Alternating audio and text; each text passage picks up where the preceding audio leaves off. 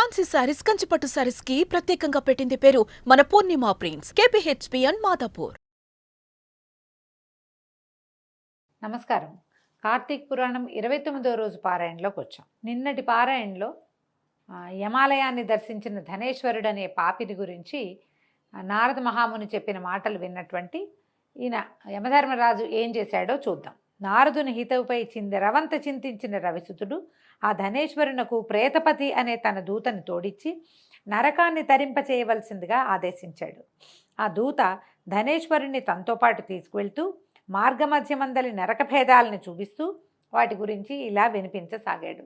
గరుడ పురాణంలో ఉన్నాయి అని చెప్పబడేటువంటి నరకంలో శిక్షలు గురించి కొంచెం తెలియజేస్తారండి. ఇక్కడ తెలుసుకుందాం. పురాణంలో ఏది సులువుగా చెప్పేస్తారు, ఆ సులువుగా ఉన్న మార్గాన్ని మనం తేలిగ్గా తెలుసుకోగలుగుతాం. తప్తవాలుకము అట మొదటిది. ఓ ధనేశ్వర, మరణించిన వెంటనే పాపకర్ములు ఇక్కడ కాల్చబడిన శరీరములు కలవారే దిక్కులు ఒకళ్ళయ్యేలాగా రోధిస్తూ ఉంటారు. దీనినే తప్తవాలుక నరకము అంటారు. వైశ్వదేవ పరులైన అతిథుల్ని పూజించని వారు గురువులను, అగ్నిని, బ్రాహ్మణులను, గోవులను, వేద విధులను, యజమానిని కాళ్లతో తన్నిన వారి పాదాలను మా యమదూతలు ఎలా కాలుస్తున్నారో చూడు. పాదాలని మంటలో పెట్టి కాల్చేస్తారటండి. అంధతామిశ్రము తర్వాతది. ఈ నరకంలో సూదిమొనల వంటి భయంకర ముఖాలు కలిగినటువంటి పురుగులు పాపాత్ముల శరీరాలని తొలిచివేస్తూ ఉంటాయి. ఇది 16 రకాలుగా ఉంటుంది. ఇందులో కుక్కలు, గద్దలు, కాకులు మొదలైన పక్షి జంతు సమన్వితంగా ఉంటుంది. వాటన్నిటికీ మొహం మీద వాడైన కొమ్ములు ఉంటాయట. పరుల రహస్యాల్ని భేదించే పాపాత్ములందరూ ఈ నరకంలోనే దండింపబడతారు. ఎవరైనా జీవితాన్ని రహస్యంగా దాచుకుంటే దాన్ని శోధించి వీళ్ళు ఎక్కడికి వెళ్ళారు, ఎందుకు వెళ్ళారు, ఎవరు వచ్చారు వీళ్ళింటికి, ఇలాంటివి పరిశీలిస్తూ ఉంటారు. దాన్ని ఎవరో ఒకళ్ళకి తెలియజేసి బట్టబయలు చేస్తారు. మనకి ఇప్పుడు ఇతరుల రహస్యాలు బట్టబయలు చేయటమే కదా మన తాలూకు పద్ధతి. వీళ్ళందరూ ఈ నరకంలో పడతారట. ఎదురింటి వాళ్ళ ఇంటికి ఎవరు వచ్చారో తెలుసుకుని వాళ్ళ కోడలకో, కూతురుకో, వాళ్ళ ఇంటికి వచ్చే వాళ్ళు ఎవరికో, లేకపోతే మీ శత్రువులు వీళ్ళింటికి వస్తున్నారని వాళ్ళకి చెప్పటమో ఇలాంటి పనులు చేస్తారు. పాపిష్టి పనులు మనకు అక్కర్లేని పనులు చేసే వాళ్ళందరూ, ఇతరుల రహస్యాల గురించి మాట్లాడే వాళ్ళందరూ కూడా ఈ అంధతామిశ్రంలో పడతారు. తర్వాతది క్రకచమట. ఈ పేరు గల నరకం మూడోది. ఇక్కడ పాపాత్మలను అడ్డంగాను, నిలువుగాను, ఏటవాలుగాను, సమూలంగాను, అంగాంగాలుగాను రంపాలతో కోసేస్తారట. అన్ని పక్కల నుంచి కోయబడుతూ ఉంటారు. తర్వాతది అసిపత్ర వనం. 4 నరకధోరణి, 4వ నరకధోరణి అట ఇది. అసిపత్ర వనం అంటారు. భార్యాభర్తలను, తల్లిదండ్రుల నుంచి సంతానాన్ని ఎడబాపులు చేసే పాపులంతా ఈ నరకానికి చేరి నిలువెల్లా బాణాలతో గుచ్చబడి అసిపత్రాల చేత, ఆ ముళ్ల చేత శరీరాలు చించబడి ధారలుగా కారే నెత్తుటి వాసనకు వెంటబడి తరిమేటువంటి తోడేలు గుంపులకు భయపడి పారిపోవాలని పరుగులు తీసి పారిపోయే దిక్కులేక పరితపిస్తూ ఉంటారు. సంపుట, భేదించట మొదలైన విధులతో ఈ నరకం 6 రకాలుగా ఉంటుంది. భార్యాభర్తల మధ్యలో ఎడన రావడానికి దోహదం చేసేవాళ్ళు కానీ, కుమారులను, కుమార్తెలను అమ్మా నాన్నల మొహం చూడకుండా చేసేటువంటి భార్యలు కావచ్చు, భర్తలు కావచ్చు, ఒక్కొక్కసారి బంధువులు కూడా మీ నాన్న అలాంటి వాడు, మీ అమ్మ ఇలాంటిది, ఇలాంటివి చెప్పి పిల్లల మొహాలు చూడనివ్వకుండా చేస్తారు. పిల్లలు, తల్లిదండ్రులు వాళ్ళకి ఈ పాపం వస్తుంది. ఆ పాపాల వల్ల ఈ అసిపత్ర వనంలో వాళ్ళు వేధించబడతారు. తర్వాతది కూట శాల్మలి అట. ఇది 16 రకాలుగా దండిస్తుందట. పరస్త్రీలను, పరద్రవ్యాన్ని హరించేవాళ్ళు, పరాపకారులు అయినటువంటి పాపులు ఉండేదే ఈ కూట శాల్మలి నరకం. పరాపకారులు ఇతరులకి అపకారం చేసేవాళ్ళు, ఒట్టి పుణ్యానికి పక్కవాడిని ఏడిపెచ్చుకు తినేవాళ్ళు. ఇప్పుడు మనకేముందండి, ఇతరులను హింసించడమే మన సంతోషం. మనం అలాంటివే చూస్తాం. ఒక్కొక్కసారి అవతల వాళ్ళ మరణాలకు కూడా పిల్లలు కూడా చేసేస్తున్నారు అలాంటి పనులు ఈ కాలంలో. ఈ కాలేజీల్లో వాళ్ళని ఏడ్పించటాలు ఇవి చేస్తుంటారు కదా. ర్యాగింగ్ వల్ల మరణాలు, అత్యంత భయానకమైన దృశ్యాలు చూడడం వల్ల, భయానకమైన పనులు చేయించడం వల్ల వాళ్ళు ఎప్పటికీ డిప్రెషన్లో నుంచి బయటపడరు. ఎవరైతే యువతల వాళ్ళ భయానికో, మరణానికో, ఒట్టి పుణ్యానికి ఏదో కారణం ఉండి కాదు, కారణమైన వాళ్ళు ఈ నరకంలో పడతారట. తర్వాత రక్తపూయము. ఈ రక్తపూయం అనే భాగం ఇది 6వ నరకం అటండి. ఇక్కడ పాపాత్ములు తలకిందులుగా వేళ్లాడుతూ యమకింకరుల చేత దండింపబడతారు. ఎవరైతే తమ కులాచార రీత్యా తినకూడని వస్తువులు తింటారో, పరులను నిందిస్తారో, చాడీలు చెప్తూ ఉంటారో వాళ్ళంతా ఈ నరకంలో ఉంటారు. తలకిందులుగా వేళ్లాడేస్తారు ఇక్కడ. తర్వాతది కుంభీపాకం. ఈ కుంభీపాకమే నీకు మొట్టమొదట విధింపబడింది. ఘోరాతి ఘోరం. ఈ నరకాలన్నిట్లలోకి నికృష్టమైనది ఈ కుంభీపాకమే. 7వ నరకం అట ఇది. దుష్ట ద్రవ్యములు, దుర్భరాగ్ని కీలలు, దుస్సహ దుర్గంధాలతోటి కూడి ఉంటుంది. తర్వాతది రౌరవము. ఈ రౌరవం నరకాలలో 8 రౌరవ నరకం దీర్ఘకాలికం. ఇవన్నీ చిన్నవి, అంటే తక్కువ కాలం ఉంటాయి. పైకి చెప్పినవన్నీ, ఇది ఎక్కువ పెద్దదట. ఇందులో పడిన వాళ్ళు కొన్ని వేల సంవత్సరాల దాకా బయటపడలేరు. రౌరవాది నరకాల్లో పడిపోవటం, దీంట్లో నుంచి ఎప్పటికీ బయటపడలేరు. ధనేశ్వర, మన ప్రమేయం లేకుండా మన కంటిన పాపాన్ని శుష్కమని, మనకు మనమే చేసుకున్న పాపాన్ని ఆర్ద్రమని అంటారు.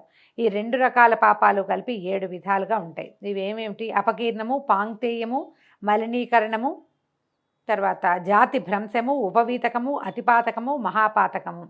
ఈ పరిదృశ్యమానులైన నరుల చేత ఉపరి 7 రకాల నరకాలు వరుసగా అనుభవించబడుతూ ఉంటాయి. కానీ నువ్వు కార్తీక వ్రతస్థులైన వారి సాంగత్యం ద్వారా పొందిన అమిత పుణ్యం కలిగిన వాడు కావడం వల్ల ఈ నరకాల్ని కేవలము దర్శన మాత్రంగానే తరించగలిగావు. వీటిని చూసి దాటి వచ్చేసాడనమాట ఇతను. పై విధంగా చెప్తూ యమదూత అయిన ప్రేతాధిపతి అతనిని యక్షలోకానికి చేర్చాడు. అక్కడ యక్షరూపుడై కుబేరునకు అత్యంత ఆప్తుడై ధనయక్షుడనే పేరును పొందాడు ఈ ధనేశ్వరుడు. విశ్వామిత్రుడు అయోధ్యలో ఏర్పరిచిన ధనయక్ష తీర్థం ఇతని పేరు మీదే ఏర్పరచబడిందట. అయోధ్యలో ఉందట ధనయక్ష తీర్థం. అందువలన సత్యభామ, పాపహారిణి, శోకనాశిని అయిన కార్తీక వ్రత ప్రభావం వల్ల మానవులు తప్పనిసరిగా మోక్షాన్ని పొందగలరంటంలో ఏమాత్రమూ అతిశయోక్తి లేదు అని చెప్పి సత్యభామకు చెప్పినవాడే శ్రీకృష్ణుడు సాయం సంధ్యానుష్ఠార్థమై స్వీయ గృహానికి వెళ్ళాడని సూతుడు ఋషులకు ప్రవచించాడు. ఇప్పుడు సూత మహాముని చెప్తున్నాడు, ఈ కార్తీక మాసము పాపనాశిని, విష్ణువుకి ప్రియకరి, శివునికి అత్యంత ప్రియకరి, వ్రతస్థులకు ముక్తిదాయిని అయి ఉంది. కల్పోక్త విధిగా విష్ణు జాగరణలను, ప్రాతస్నానము, తులసీ సేవ, ఉద్యాపనము, దీపదానము అనే ఈ 5 కూడా కార్తీక మాసంలో ఆచరించిన వాళ్ళు ఇహాన భుక్తిని పొందుతున్నారు. పాపాలు పోవాలన్నా, దుఃఖాలు తీరాలన్నా, కష్టాలు కడతేరాలన్నా కార్తీక వ్రతాన్ని మించింది మరొకటి లేదు.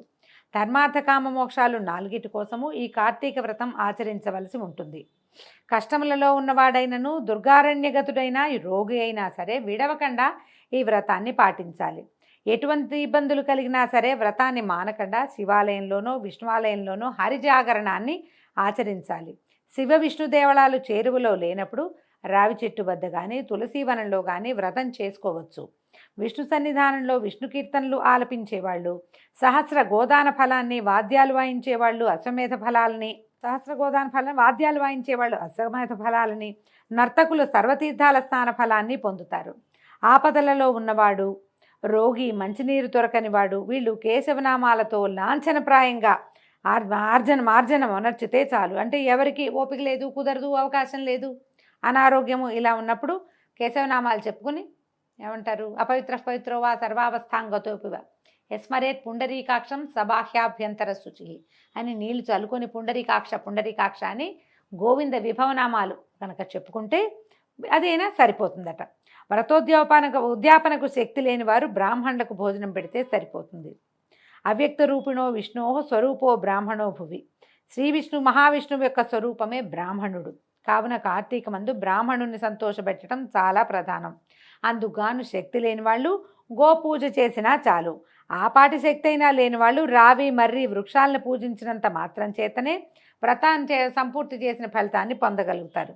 దీపదానం చేసే స్తోమత లేని వాళ్ళు, దీపారాధనకైనా తాహతు లేని వాళ్ళు ఇతరులతో వెలిగించబడినటువంటి దీపాన్ని ప్రజ్వలింపచేసి గాలి మొదలైన వాటి వల్ల అది ఆరిపోకుండా పరిరక్షించినా కూడా పుణ్యాన్ని పొందుతారు. ఎవరైనా దీపారాధన సగం చేసి లేదా మొదలుపెట్టి మీరు కూడా చెయ్యండి అంటే, మీరు చెయ్యండి కాస్త ఈ దీపాన్ని చూడండి అంటే, దీపం పెట్టిన వాడికంటే దాన్ని రక్షించిన వాడికి ఎక్కువ ఫలితం లభిస్తుంది. రక్షించితే వాళ్ళ కర్మలు మన నెత్తి మీద పడిపోతాయి. ఇలాంటి భయాలు ఏమీ పడద్దు. ఎవరో వెలిగించిన దీపంలో నూనె పోస్తే దీపం వెలిగించిన వాడి కర్మలు మన మీద పడతాయేమో అని భయపడద్దండి. అలా జరగదు. మనం దీపాలని ప్రజ్వలింపజేసి, అంటే వెలిగేలాగా చేసి దాన్ని ఎక్కువసేపు వెలిగేందుకు అవకాశం ఇచ్చి ఆ వెలిగినంతసేపు దాన్ని సంరక్షణ చేస్తే అద్భుతమైన ఫలితం లభిస్తుంది. ఈ క్రియలు చేసిన వాడికి ఫలితం. అయితే పూజకు తులసి అందుబాటులో లేని వాళ్ళు తులసికి బదులు విష్ణు భక్తుడైన బ్రాహ్మణైనా పూజించవచ్చు. సూతుడు చెప్పిందంతా విన్నటువంటి ఈయన అడుగుతున్నారన్నమాట శౌనకాది మునులు, ఇతర వృక్షాల కంటే కూడా రావి మర్రి వృక్షాలు మాత్రమే గోబ్రాహ్మణ తుల్య పవిత్రతని ఎలా పొందాయి అని అడిగారట. అడిగితే పూర్వం ఒకసారి పార్వతీ పరమేశ్వరులు మహాసురత భోగంలో ఉండగా కార్యాంతరం వల్ల దేవతలు అగ్ని కలిసి బ్రాహ్మణ వేషధారులై వారి సంభోగానికి అంతరాయం కలిగించారు. అందుకు కినిసిన పార్వతీదేవి సృష్టిలోని క్రిమికీటాదులు సహితము సురతములోనే సుఖపడుతూ ఉంటాయి. అటువంటిది మీరు మా దంపతుల సంభోగ సౌఖ్యాన్ని పోగొట్టారు కాబట్టి నాకు సురతస్థాన సుఖభ్రంశాన్ని పాటించిన మీరు చెట్లయిపోండి, నాకు సుఖభ్రంశం అంటే కలిగింది మీ వల్ల, అందుకని మీరు చెట్లుగా మారిపోండి అని శపించిందట. తత్కారణంగా దేవతలంతా వృక్షాలుగా పరిణమించవలసి వచ్చింది. ఆ పరిణామంలో బ్రహ్మ పాలాస వృక్షంగాను, విష్ణువు అశ్వత్థంగాను, శివుడు వటంగాను మారారు. బ్రహ్మకు పూజార్హత లేదు. జగదేక పూజనీయులైనటువంటి శివకేశవ రూపాలు కనుక రావి మర్రి వృక్షాలకు అంతటి పవిత్రత కలిగింది. వీటిలో రావి చెట్టు శని దృష్టికి సంబంధితమైన కారణంగా శనివారం నాడు మాత్రమే పూజనీయమైంది. ఇతర వారాలలో రావి చెట్టును తాకరాదు సుమా అని సూత మహాముని సౌనకాది మహర్షులకి తెలియజేశారండి. దీంతో 29వ రోజు బహుళ చతుర్దశి నాటి పారాయణం సమాప్తమైంది. రేపు ఉదయం 30వ రోజు పారాయణతోటి మళ్ళీ కలుసుకుందాం.